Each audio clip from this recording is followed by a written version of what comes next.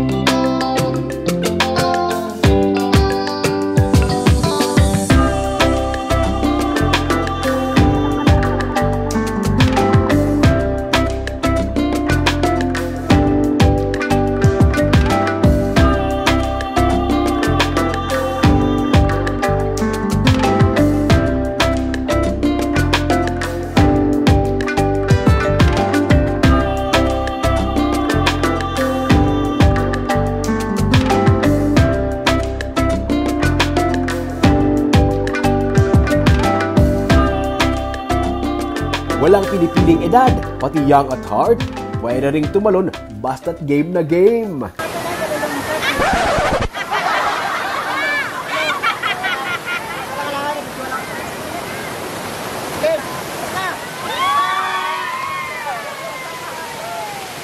At kung takot sa heights, pwedeng sumakay sa balsa at magmuni-muni o di kaya'y mag-pictorial.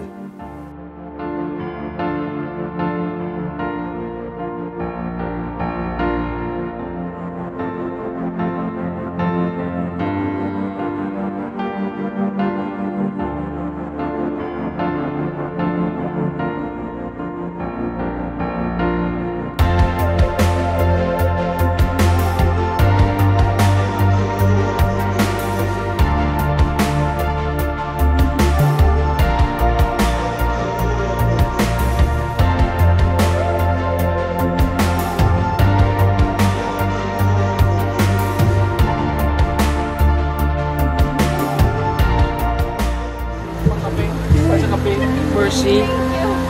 May Mercy din? Sa Cadiz na. Sa Cadiz na. Pero kapatid ba ko Mercy? Oo. Mercy, tanan. Tanan man namin. Very good. Ano ang ginambalo ka ni? Wala ka nakabalo? Super ko, wala kang rin sa Pilipinas. 7 years. Okay. Sige. Pagkape nyo Thank you kita. Thank you. Thank you.